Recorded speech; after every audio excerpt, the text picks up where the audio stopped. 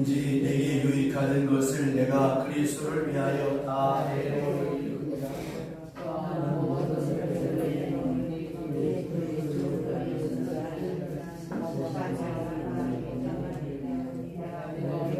모든 것을 잃어버리고 배설물로 여김은 그리스도를 얻고 그 안에서 발견되려 함이니 내가 가진 의는 율법에서 난 것이 아니요 오직 그리스도를 믿음으로 말미암은 것이니 곧 믿음으로 하나님께로부터 난 의라. 아멘. 지난 시간에 사도 바울이 말씀하는 말씀 가운데 가장 소중한 그 가치, 이 그리스도인이 무엇인가, 예수 그리스도를 나의 구주로 고백한다라고 할 때 그 예수 그리스도를 나의 구주로 고백하며 살아가는 사람이 바로 그리스도의 사람이다, 예수의 사람이라는 말씀을 나눴습니다. 우리가 예수를 나의 구주로 나의 주님으로 고백하는 그 순간 내 생활 전체의 변화가 오고 또 판단의 이 기준이 바뀌어집니다. 또 그리고 그 느끼는 것도 바뀌어지고 기뻐하는 것도 전에 기뻐하던 것과는 다르게 우리에게 느껴지게 되어집니다. 특별히 우리가 세상을 살아갈 때 이 세상 사람들로부터 기뻐하는 사람들은 언제나 세상 사람들을 좋아하는 것으로 가게 되어 있고 좋아하는 것을 취하게 되어져 있지만 그리스도의 사람들은 그리스도를 좋아하기에 하나님이 기뻐하기에 하나님께서 기뻐하는 것을 추구하고 따라 살아가는 삶이 바로 그리스도의 사람이다라고 하는 것입니다. 그래서 앞전에 말씀드렸던 것처럼 이 그리스도인이 된다라고 하는 그 의미는 바로 이 가치관의 변화다라고 하는 말씀을 드렸습니다. 그래서 예수를 믿는다라고 하는 것은 바로 그리스도 중심적인 가치관으로 그 가치의 인식이 바뀌어지는 것을 말합니다. 다시 말하면 예수를 믿으면서 예수 믿기 전에 좋아했던 것, 예수 믿기 전에 소중했던 것들이 이제는 소중한 것으로 여겨지지 않는 것. 그런데 애석하게도 예수를 믿는다고 하면서도 아직도 그 가치관이 예수님 중심으로 바뀌지 않는다면 그는 그리스도의 사람이 아니라고 하는 것입니다. 언제든지 가치관이 그 중심에서부터 그리스도적으로 바뀌어질 때 비로소 그가 그리스도인이 되는 것입니다. 오늘 새벽에도 말씀드렸습니다마는 캄캄한 방안이 밝혀지는 데 걸리는 시간은 단 몇 초. 불을 켜는 순간 그 방은 어두워집니다. 예수를 믿는다라고 하는 것은 바로 그와 같은 거예요. 예수를 믿는다라고 내가 고백하고 인식하는 순간 이 모든 것이 다 바뀌어지게 되는 것이죠. 그런데 안 바뀌어졌다. 여전히 세상 것이 좋고 세상 친구들이 좋고 예배하는 것이 지루하고 그러면 어떻습니까? 이거는 변화된 것이 아니지요. 그리스도의 사람이 아니지요. 이걸 언제나 여러분 우리가 깊이 염두에 두고 생각해 볼 필요가 있습니다. 자, 내 성향이 어디 쪽으로 기울어지고 있나? 예수 믿는 자꾸만 세상 친구들하고 어울리고 싶고 바깥으로 놔두고 있어. 내 취미가 항상 그쪽으로 향하고 있어. 또 하나, 아무도 보지 않을 때 내 마음이 어디로 가고 있는가? 참으로 마음이 붕 뜬 것처럼 자유로울 때 내 관심이 어디로 기울어지고 있는가? 거기에 나의 나됨이, 내 믿음의 현주소가 있는 것입니다. 이거는 마치 사람의 입맛과 똑같은 거예요. 그가 어떤 음식을 좋아하는가? 이 된장찌개를 좋아하면 한국 사람이잖아요. 카레라이스가 좋다 그러면 인도 사람이죠. 그 입맛을 누가 말리겠습니까? 그래서 회에 나가서 문제되는 게 김치 싸들고 다니고 된장 가지고 다녀서 냄새 피워서 이게 문제가 될 때가 참 많잖아요.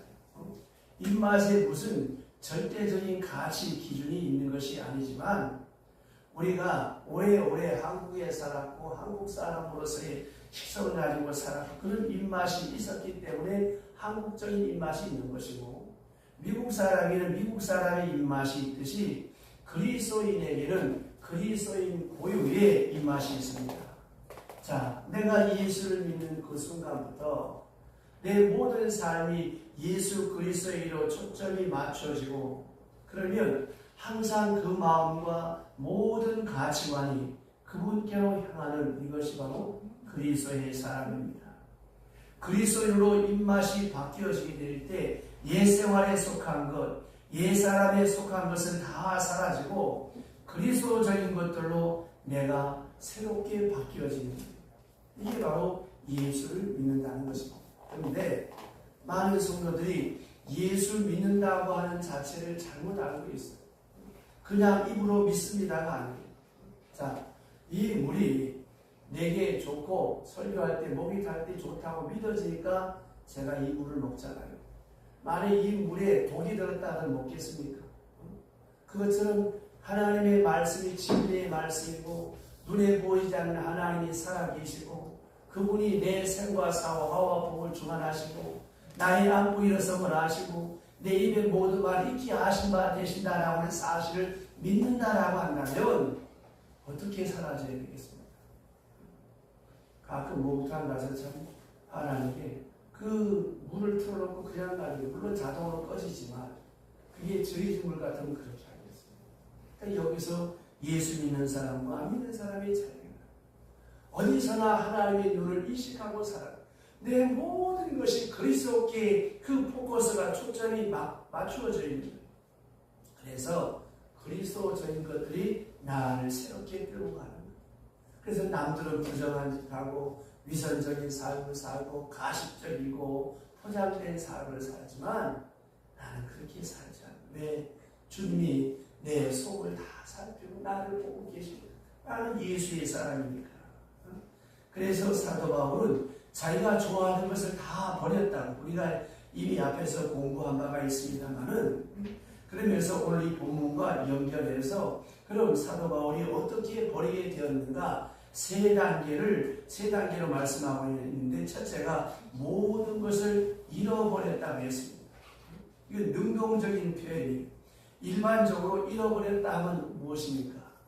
도둑 맞는 것을 생각하게 되는데 여기서는 일부러 잃어버리는 걸 말하는 거예요. 자, 여러분들이 교회에 왔다가 가면서 가끔 돋보기나 안경을 놓고 가요. 놓고 갔는데 집에 가서도 생각이 안 나요. 잃어버렸습니다. 그 다음에 우리 안보자님이 와서 이 안경을 찾아서 이거 김찬성 보살님 거지? 그러면 아니 내 거 아닌데 이렇게 해야 진짜 잃어버려요. 근데 안 잊어버린 거예요. 아 맞아요. 이거는 뭐예요? 잊어버린 게 아니라 완전히 내 기억에서 잊어버리는 것을 말하는 것입니다. 그러니까 과거에 자기가 가지고 있었던 모든 것이 뭐가 있었는 것이조차도 다 잊어버리는 이것을 말하는 거예요. 자, 생각하는 것도 잃어버려야 되겠다고 이렇게 생각해서 깨끗이 잊어버려야 되는데 불행하게도 잊어버려야 할 것을 자꾸 생각합니다. 생각나야 할 것은 생각이 안 납니다. 이게 아주 못된 건망증이죠. 어쨌든 사도 바울은 좋지 않은 것들, 옛생활에 속한 것들을 다 잊어버리고 결심하고 뚝 잘라버렸다고 하는 것입니다. 이제 그런 것들은 사도 바울의 관심 밖에 있습니다. 이제 보아도 보이지 않고 들어도 들리지 않습니다. 이런 경지가 돼야 잃어버렸다고 합니다. 아까 말씀드렸던 것처럼 이거 당신 안경이지 해도 아니 이렇게 되어야 된다는 거예요. 이래야 그리스도인이 되어지는 것입니다. 두 번째로 이 사도 바울이 어떻게 버리는가 하면 모든 것을 배설물로 여겼다고 했습니다. 이 배설물이라고 하는 말은 헬라말로 스키발라라고 하는 말인데 내다 버리는 물건을 가리키기도 하지만 여기 두 가지 뜻이 있어요. 하나는 무엇을 먹다가 내가 먹기 싫어서 역겨워서 이 버리고 개 먹이로 던지는 그런 뜻이 있고, 또 하나는 이 말은 좀 좋지 않은 말이지만 똥이라고 하는 말이에요. 우리말로 좀 함부로 배설물이라고 이렇게 고상하게 번역을 했지만 이 하나는 한문이고 하나는 한글일 뿐입니다. 이 배설물로 여긴다는 거, 다시 뒤도 돌아보지 않고 더럽게 여긴다는 거, 예수 믿기 전의 생활을. 자, 이것을 그대로 좀 끊임없이 이것이 나를 괴롭히기 때문에 이걸 또한 가까이 하게 되면 내 몸이 더러워지고 내 영적 생활, 내 믿음 생활에 방해가 되기 때문에 이걸 내다 버립니다. 다시는 가까이에서 보지 않고 생각하지 않고 내다 버리는 것. 예전에 그처럼 좋게 여기던 것 마치 배설물로 버렸다라고 하는 것입니다. 그 다음에 세 번째가 무엇이냐? 예수 믿기 전에 있었던 모든 것들을 해로 여겼다는 것. 굳이 해로 여길 것까지 없었던 것들이지만 사도 바울은 해로 여겼다. 다른 사람한테는 상관이 없을지 몰라도 나한테는 절대 해로운 것이니까 이 주관적인 가치 판단에서 이것을 해로 여겼다는 거예요. 자, 예를 들면 술이 다른 사람 뭐 괜찮다고 할지 몰라도 나는 술만 먹으면 사람 이하의 사람이 된다. 그래서 나를 해로 여긴다. 그와 같은 거예요. 남에게는 괜찮아. 나한테 문제가 있다면 그거를 잘라버리게 해로 여기게 된다는 것입니다. 앞장에서 공부한 것처럼 바울은 8일 만에 한 대 받았다고 하는 이것을 그 당시 유대 사람들은 굉장한 특권으로 생각했어요. 이스라엘 사람의 명예이기도 하고 선택받은 선민이라고 하는 자랑이기도 하고 베냐민 지파, 왕족이라고 하는 금지, 이런 것들을 사도 바울에게 있어 굳이 해가 되지 않을 수 있겠지만 그러나 이것들이 내게 문제가 될 수 있기 때문에 나는 이것을 버린다. 오늘도 여러분 가만히 보세요. 이렇게 그 집안에 장관 집안이라든지 학자 집안들을 보면 계속 그렇게 이어져 나가잖아요. 그런 사람들은 굉장히 그런 긍지를 가지고 살아가요. 가끔 그 TV에 이런 탤런트들이나 유명한 사람들 나올 때 그 집안 내력을 얘기하면 평범한 우리가 들을 때 참 대단하구나 이런 생각을 갖잖아요. 그것처럼 그 당시 바울은 이런 이스라엘 사람이라고 하는 특권 의식을 굉장히 소중히 여길 때 이것을 그 해로 여겼다라고 하는 것입니다. 자, 우리나라에 1894년에 이 게일 선교사가 세운 종로에 연동교회가 있었습니다. 이 연동교회에서 이 종로 5가 일대의 그 갓바치들이 이 천민들이 이 예수 믿고서 이제 장로가 되어질 때 그 연동교회에 있었던 많은 양반들이 어떻게 양반들 입장에서 보면 상놈 중에 상놈이 백정이고 갓바치인데 이런 인간들이 어떻게 장로가 되냐? 내가 어떻게 저 인간들 보고 장로라 부르냐? 난 그럴 수 없다. 그래가지고 나와서 분리 개척한 교회가 봉익동의 묘동교회, 지금 이런 안국동교회, 이 교회가 갈라지게 되어진 겁니다. 옛날 연동교회 그 윤보선 대통령이 나가던 교회였어요. 이런 보세요. 이 신분의 차이, 이 양반상놈하는 이런 세상에서 예수 안에서 이것이 깨지지 않은 거예요. 그래서 지금도 이 연동교회 교인들을 보고 여러분 교회 족보를 아냐고 물으면 다 웃습니다. 아는 사람들. 쌍놈이 예수 믿고 장로가 되고 집사가 될 때 이 양반들이 이거를 볼 수가 없었던 이거와 정반대되는 그런 일도 있습니다. 전라도에 금산교회 제가 몇 번 말씀드렸습니다. 조덕삼 장로와 이자희 목사가 있습니다. 당시 이 조덕삼 씨는 그 전라도에 이 사람 땅을 밟지 않으면 살 수 없는 큰 부자였습니다. 이분의 손자가 누구냐? 얼마 전에 돌아가신 민주당의 조세혁 의원이 이분의 손자예요. 근데 이 집에 모습으로 마하고 있었던 사람이 이자임. 지금이라고 세상이 좋아서 운전기사 하지만 그 당시에 이 마하고는 얼마나 천했습니까? 근데 이 두 사람이 예수를 믿고 같은 교회를 다니게 됐어요. 근데 자꾸 교회 누가 되느냐? 폴스미 마하고가 되고 조덕삼씨가 떨어졌어.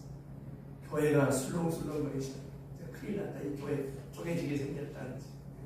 그때 이 조덕삼씨가 나가서 여러분 이 일은 하나님께로 말미암은 것입니다. 친구로 말하면 그룹 회장이고 말단 기사죠. 근데 이 어른이 나가서 그 말하니까 교회가 수결해졌고 그 이후에 이 조덕삼씨가 이자인 목사님 신학 공부할 수 있도록 워낙 출중하고 잘하니까 신학 공부할 수 있도록 학비 다 내주고 목사님 되게 하고 목사님 된 다음에도 총회장을 3번씩 할 수 있도록 브루스일라와 아굴라와 같이 물질적으로 많은 도움을 주었어요. 얼마나 아름답습니까? 시집 예수를 잘 믿는 연동교회에서 쌍놈들이 참는데 기분 나쁘다. 그건 잘못된 것이죠. 그러니까 이 사도 바울은 이스라엘 족속이고 내가 뭐 서민이고 베냐민 지파다. 내가 왕족이다. 그리고 말하면 양반이다. 하는 이런 것들을 남보다 우월한 특권의식 이런 것들이 내게 해가 되기 때문에 이걸 다 버렸다라고 하는 것입니다. 자, 이제 한번 생각해 보십니다. 여기 아주 좋은 사람이 있습니다.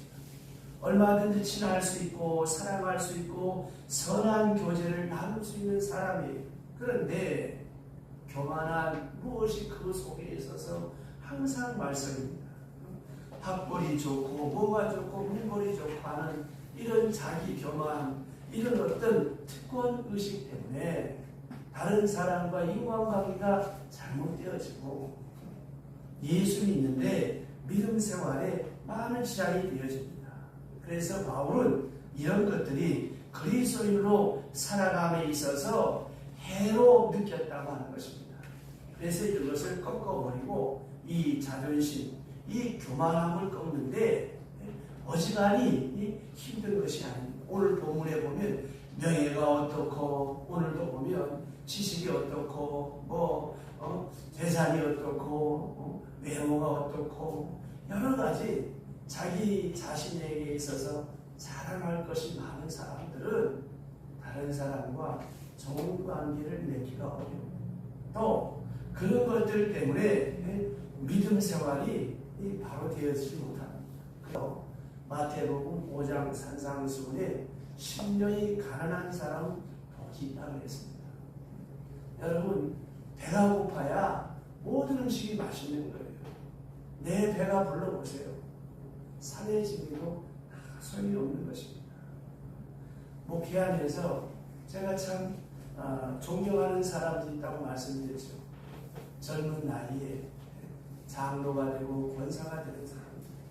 그게 쉽습니까? 많이 벌어서 헌금하기가 쉬운 게 아니거든요. 1000만 원 벌어서 100만 원씩을 주하기 쉽다면 쉽고 어렵다고 거예요. 1억을 벌어서 1000만 원씩을 주면 쉽지 않아요. 10억을 벌어서 1억 헌금하기가 쉽지 않아요. 어느 교회 집사는 젊은데 11조 1억씩을 합니다. 그러니까 젊은 나이에 장로가 될 수 있고 존경받는 사람이 될 수 있고 그게 여러분 쉽습니다. 참 어렵거든요. 그러니까 보세요. 내가 병들어서 무슨 문제가 있어서 예수 믿고 어쩔 수 없어서 하는 그런 사람들은 별로 아름다운 게 없어요. 그러나 내게 모든 것이 다 갖추어져 있음에도 불구하고 온유 겸손하고 헌신적으로 살아보세요. 누가 그 사람을 싫다고 하겠습니까? 사람들도 좋아하는데 하나님을 얼마나 좋아하겠습니까? 바로 그런 것들이 우리에게 장애물이 되고 예수 믿는데 걸림돌이 되는 사람들이 많습니다. 그래서 바울은 자기를 너무나도 잘 알고 있습니다. 그래서 내가 받는 신비로운 은혜가 너무 많기 때문에 하나님이 이 버리지 못하는 것, 꺾지 못하는 것, 하지 못하는 끊게 하기 위해서 내 육체의 가시를 주었다. 내 자신이 교만해지고 순종하지 못할 때 제동을 거는 이런 육체의 가시가 있었다. 벌써 내가 교만해지려면 눈치가 보이니 가시가 나를 찌른다.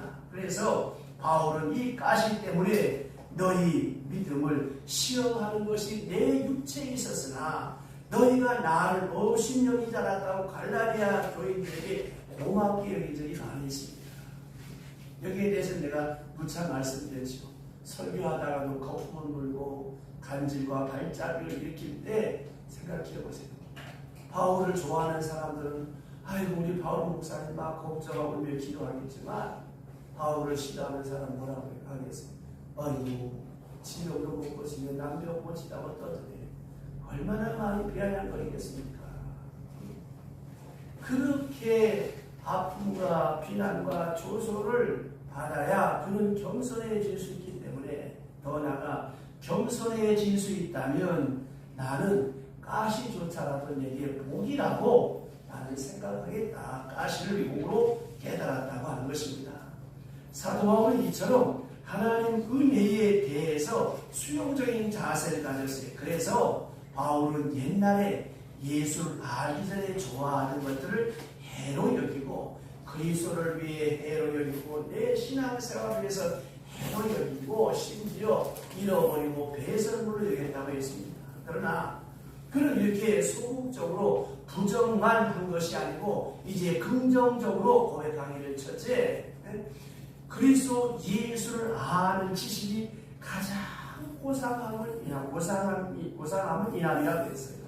이 말이 뭐냐? 예수를 아는 것이 너무 소중하기 때문에 내가 예수 믿기 전에 좋아하던 돈이며 명예며 세상 모든 것들을 다 버렸다. 이것을 알고 깨닫고 지키기 위해서라면 그 나머지 전부 다 쓸데없고 더럽고 해로운 것이다. 여기에 사도 바울의 위대한 점이 있고 기독교의 매력이 있습니다. 아이들이 칼을 가지고 놀거나 위험한 물건을 가지고 놀 때 엄마가 그걸 강제로 뺏으려고 그러면 애가 울고 안 주려고 그럽니다. 그러면 지혜로운 엄마는 어떻게 해야겠어요? 그 아이가 가지고 있는 칼보다 더 좋은 거를 주면 저절로 내놓게 되는 거예요. 그래서 바울은 이렇게 우리에게 말합니다. 내가 너무나 신비롭고 고상하고 좋은 것을 얻었기 때문에 그리스도를 알았기 때문에 이전에 내가 좋다고 했던 것 이걸 다 더럽게 이고 해롭게 버렸다. 이것이 자연스러운 것이고 여기에서부터 은혜가 있는 것입니다. 자, 여러분이 가지고 나는 또 그 여자들 백이 그렇게 비싼 줄 몰랐네. 뭐 샤넬인가 뭔가 1000만 원이 넘어가는 거예요. 더한 것도 있대. 아니 까는 했는데 이쁘고 들고 다니면 했는데 보니까 뭐 몇백은 무슨 거더라고. 근데 봐요. 제가 이제 시장에서 그냥 싸구려 핸드백을 들고 다니다가 비싼 핸드백을 내가 선물로 받았다. 그러면 이 싸구려는 어때? 그것처럼 내가 그리스도를 알기 때문에 내가 예수를 믿고 보니까 예수 믿기 전에 하던 분들이 유치찬란하고 추하고 부끄럽기 짝이 없고 그래서 그리스도를 아는 일에 방해가 되기 때문에 이것을 버렸다는 것입니다. 자, 그러면 그리스도를 아는 지식이 무엇을 말합니까? 자, 그리스도를 안다라고 하는 것은 바로 그리스도의 인격과의 만남을 의미하는 것입니다. 자, 인격과 인격의 관계는 뭘로 나타날까요? 아는 것으로, 깨닫는 것으로, 인지함으로 이루어집니다. 보세요. 서로 부둥켜 안고 포옹한다고 해서 손과 손을 잡고 압수한다고 해서 인격적 관계가 이루어지는 것이 아닙니다. 문제는 안다고 하는 데 있는 거예요. 여러분, 아무리 사랑이 귀하다 해도 우리가 사랑을 알지 못하면 그 사랑은 무효입니다. 그렇지 않습니까? 부모의 사랑도 자녀가 그 의미를 알 때야 비로소 사랑이 되는 거예요. 알면서부터 고맙습니다, 감사합니다가 나옵니다. 알면서부터 마음과 마음, 인격과 인격이 통하는 것입니다. 그래서 안다고 하는 것이 이렇게 중요한 거예요. 깨닫고 느끼고 순종하고 받아들이는 이 모든 일이 그리스도를 아는 데서부터 시작이 되어집니다. 자, 예수님을 알고 나니까 어떻습니까? 내 생활이 달라집니다. 내 영이 중생합니다. 내게 생명이 생깁니다. 그리스도를 아는 이 지식은 참으로 신비한 것입니다. 마치 이것은 열쇠 하나로 모든 문을 열 수 있는 마스터키와 같은 거예요. 여러분, 이것을 여러분이 참으로 믿을 수 있어야 합니다. 예수 하나만 족하고 예수 그리스도가 만극입니다. 우리의 모든 삶의 자리에 이 진정으로 예수를 믿는다는 것이 이 지식 하나가 모든 문제의 해결임을 믿고 확정하고 살아가야 그리스도의 사람입니다. 그런데 여전히 교회 다녀도 우리 최고지, 세상 친구가 최고지, 그러면 그 사람은 그리스도의 사람이에요. 그런 사람을 언제 깨닫느냐? 최고라고 하는 것이 자기에게 실망과 자기감을 줄 때, 배신감을 줄 때, 그것이 무너질 때 비로소 깨닫는 거예요. 사도 바울은 예수님을 아는 것을 체험적으로 아는 것이기 때문에 예수를 알 때 바로 나를 알게 된다고 말합니다. 예수님만 아는 것이 아니요, 그리스도 안에서 나를 알게 된다. 자, 탕자가 집으로 돌아올 당시 그런 자기를 몰랐습니다. 나는 무능한 사람이요, 불효막심한 자요, 배반자요, 하늘과 아버지께 지은 죄를 지은 용서하지 못할 사람이다 라고 탕자는 인식했습니다. 그러나 그 아버지가 그 아들 영접하면서 반지를 끼워라, 옷을 입혀라, 손을 잡아라, 기뻐하며 잔치를 베풉니다. 아마 탕자는 그때 생각했겠죠. 아이고, 이럴 줄 알았다면 진작 돌아올 걸, 이렇게 생각했을지도 모르겠습니다. 어쨌든 그는 자기가 쓸모없는 존재인 줄 알았지만 이제 아버지 집에 와서, 아버지한테 와서 보니까 참으로 소중한 존재라고 하는 것을 깨닫게 되었다는 것입니다. 이처럼 사랑은 자기 가치를 높이 평가하게 만듭니다. 아직도 사랑한다, 사랑받는다 하면서 자기를 낮게 평가하고 있지는 않는지 한번 생각해 봐야 되겠습니다. 그렇다면 그것은 사랑이 아니죠. 사랑 안에는 절망도 낙심도 한숨 쉬는 일도 없습니다. 사랑하게 될 때 자기 존재를 높이 평가하게 된다라고 하는 것입니다. 하나님이 세상을 사랑하셔서 독생자를 주셨다. 이 세상, 우리들의 가치가 얼마나 귀하냐. 내가 생각해 볼 때 허구한 날 죄짓고 뭐하고 별 시험자고 돈도 못 벌고 모습도 그렇고 못 배우고 가난하고 이렇게 우리 스스로가 나를 비화시킬지 모르지만 이런 나를 위해서 내가 얼마나 귀하면, 우리의 가치가 얼마나 귀하면 하나님께서 나를 위해서 독생자 맞아 주시겠습니까? 그러므로 나 자신을 소중히 여겨야죠. 나의 생명, 몸, 생활, 시간, 그리고 내게 주신 총명도 소중히 여겨야 합니다. 이것이 예수를 믿는 것이고 이것이 예수를 안다고 하는 것입니다. 예수를 안다고 하는 문제는 자기의 존재와 가치 그리고 세계를 아는 것입니다. 두 번째, 그리스도를 얻는다고 했습니다. 예수님을 소유한다는 뜻입니다. 알고 배우는 데 그치는 것이 아니요, 예수님의 능력과 역사가 나의 능력이 되고 나의 하는 일이 주님께서 하시는 일의 연장이 되기를 바라는 것, 이것이 바로 그리스도를 소유하고 통달하려고 하는 것입니다. 토마스 아퀴나스가 하나님 앞에 간절히 기도할 때 하나님께서 그에게 응답하십니다. 아퀴나스야, 내가 내게 무엇을 줄까? 여러분, 얼마나 좋은 기회입니까? 여러분이 오랜 시간 기도하는데 어느 날 하늘에서 음성이 들렸어.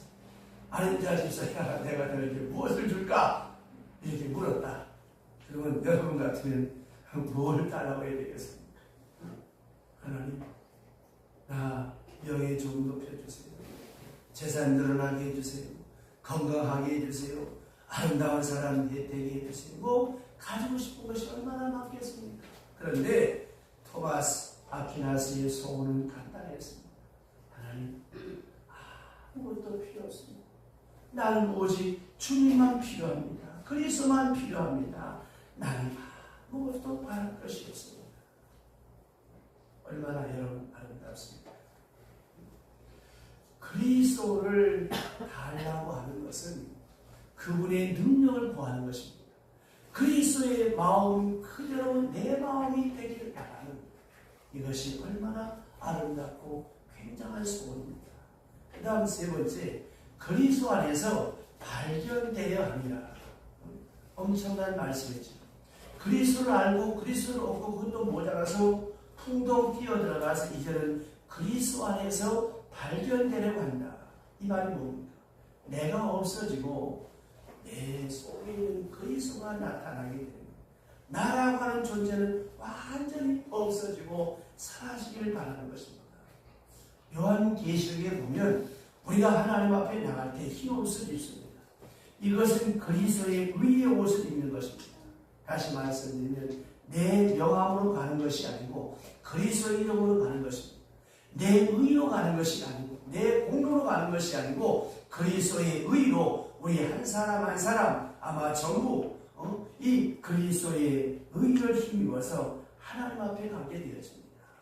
전부가 다 우리가 그리스도의 소유물입니다 라고 표시로 하나님 앞에 갈 수 있는 것입니다. 다시 말씀드리면 그리스도 안에서 발견된다고 하는 것 또한 자기 자신을 생각할 때 내 욕심, 내 생각을 버리고 그리스도가 원하는 것이 무엇인지 로마서 10장에 있는 말씀처럼 그러므로 너희는 이 세대를 본받지 말고 변화를 받아 하나님의 기뻐하시고 온전하시고 선한 뜻이 무엇인가를 분별하라. 여기에 마음을 두고 그리스도가 나타나기를 바라는 삶.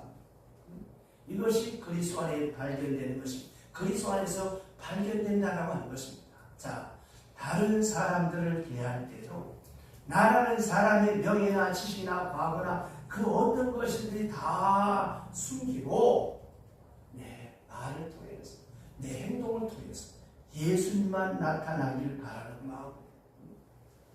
이것은 참 신비롭고 오묘한 말씀입니다. 그래서 사도 바울은 이렇게까지 그리스도를 소중히 여긴 까닭이 무엇이겠습니까? 오늘 본문 맨 마지막 절을 보시죠. 자, 9절 다 같이 큰 소리로 9절 시작. 그 안에서 발견되려 하니 내가 가진 의미는 율법에서 난 것이 아니요 오직 그리스도를 믿음으로 말미암은 것이니 곧 믿음으로 하나님께 난 의라. 아멘. 하나님께로 난 의. 이것이 사도 바울의 전형적인 용어입니다. 오직 의는 믿음으로 말미암아 살리라. 이것이 사도 바울이 전하는 복음의 주제가 아니겠습니까? 오늘 주신 말씀에 그걸 말하고 있는. 그러면 의라고 하는 것이 무엇입니까? 하나님과 우리의 관계는 의로서 이루어집니다. 자, 보세요. 우리가 아무리 선을 행해도 죄인의 선은 통하지 않습니다. 몇 번 말씀드렸죠? 죄 지은 사람이 고아원 가서 양로원 가서 착한 일을 한다고 해서 그게 선행이 통하는 것이 아닙니다. 우리가 아무리 좋은 일을 한들 그것 가지고 하나님 앞에 갈 수가 없습니다. 자, 하나님과 우리가 만날 수 있는 유일한 통로는 무엇입니까? 내 의가 아닙니다. 내 의가 무너진 지 오래되었으니 그런 까닭에 하나님과 우리의 관계가 정죄자와 죄인의 관계가 되어버렸습니다. 죄인이기 때문에 하나님을 두려워합니다. 이제 율법적인 관계의 미입니다. 그러나 이 두려운 관계가 예수님의 십자가로 말미암아 사랑의 관계로 연결됩니다. 하나님의 무서운 진노가 변하여 화평의 관계로 바꿔졌습니다. 결국 예수를 알 때 예수의 공로, 예수의 은혜로 이 의의 문제가 해결되었다고 하는 것입니다. 다시 말하면 하나님의 의가 예수님의 십자가 위에 나타났으므로 그분을 믿으면 내 의가 아닌 하나님이 주신 의로 하나님과의 올바른 관계를 맺게 된다라고 하는 오묘한 이치에 있게 되는 것입니다. 그래서 우리가 예수님을 알아서 지혜를 얻고 출세하자는 것이 아니고 병 고치자는 것도 아닙니다. 바울은 지금 예수를 안다는 것을 이렇게 소중히 여긴 까닭은 거기에 의롭다함을 얻는 길이 있기 때문입니다. 아무리 착한 일해도, 아무리 여러분 돌을 닦고 수영을 하고 고행을 해도 의로워질 수가 없어요. 선하해질 수가 없습니다. 그러나 예수를 알므로 말미암아 예수의 보혈의 공로로 내가 의롭다함을 얻을 수 있다는 것입니다. 다시 말하면 오늘 사형받아야 될 사람이 있어요. 이 사람은 사형받아 놨다. 그런데 대통령이 특별히 저를 사면해 주었어요. 그럼 보세요. 이 사형수는 아무 공로가 없어요. 그러나 대통령의 의의를 입어서 대통령의 권세로 그가 사면을 받는 것처럼 우리는 하나님 앞에 내어놓을 만한 아무런 의의가 없습니다. 그러나 예수 그리스도의 보혈의 피로 말미암아 내가 의로운 사람이 되었고 의롭다함을 얻었다는 것입니다. 죄인이 의롭다함을 얻어 생명의 길로 들어가는 방법이 그리스도 예수를 아는 지식 안에 있었기 때문이라고 하는 것입니다. 그래서 신학적으로 이런 이야기를 합니다. 우리가 예수를 믿는다고 하지만 결국 어느 때 가서는 의에 대하여 죄에 대하여 그리고 의롭다함에 대하여 의식하고 관심을 가지게 될 때라야 비로소 그리스도인 됨을 알게 된다고 합니다. 자, 죄에 대한 의식이 없이 바른 신앙생활을 할 수가 없습니다. 여러분, 영생의 첫걸음이 무엇입니까? 주여, 나는 죄인입니다. 아니 내가 뭐 사람을 죽였나 도둑질했나 사기를 쳤나 이렇게 말할 수 있겠죠. 그 사람은 아직 모르는 사람입니다. 그러나 생각해보면 마음으로 지은 죄 생각으로 지은 죄 알기에 모르기에 한 부족한 게 얼마나 많습니다. 정말 십자가 앞에 무릎을 꿇고 하나님 앞에 통에 자복하면서 정말로 죄인입니다 라고 하는 사실을 깨달은 그때부터 비로소 그리스도의 사람이 됩니다. 그러니까 어느 때에 가서든지 의에 대하여 죄에 대하여 그리고 의롭다함에 대하여서 의식하고 관심을 갖게 돼. 비로소 그리스도인이 됩니다. 죄에 대한 의식 없이는 바른 신앙생활을 할 수가 없고 의에 대한 깊은 관심 없이 그리스도를 알 수가 없습니다. 내가 예수를 안다고 하는 것은 예수님을 말미암아 하나님의 의를 힘입어서 죄인이 하나님의 자녀가 되는 이것이 바로 그리스도를 아는 지식이요. 이것만 깨달으면 복잡할 것이 하나도 없습니다. 이것만 알면 오늘 죽어도 여한이 없고 행복하고 어떤 시험을 당해도 문제가 없습니다. 근본적으로 궁극적인 관심이 여기 있기 때문입니다. 그래서 그리스도 안에서 발견된다라고 하는 이것은 사도 바울 편지에 나타난 복음의 핵심입니다. 다시 한번 사도 바울이 그리스도를 어떻게 묘사하고 하나님의 자녀들과 그 의미를 어떻게 설명하는가 한번 생각해 보십시다. 자, 그리스도 예수를 아는 지식, 예수를 알고 얻고 그 안에 발견되는 것이 내게 너무 소중하기 때문에 그것밖에 것을 다 쓸데없는 것으로 생각했다는 거예요. 또 이 지식을 알고 지켜나가고 순종하는데 쉽게 말하면 믿음 생활하는데 방해되는 것이 있다면 무엇이든지 다 해로 여기겠다. 그리고 그의 의를 힘입어 하나님의 자녀가 된 특권을 누리며 그 영광에 살고자 한다. 이것이 사도 바울이 증거하는 우리 주시는 귀한 생명의 말씀입니다. 이 은혜가 함께 하시기를 주의 이름으로 축원합니다. 기도하겠습니다. 오늘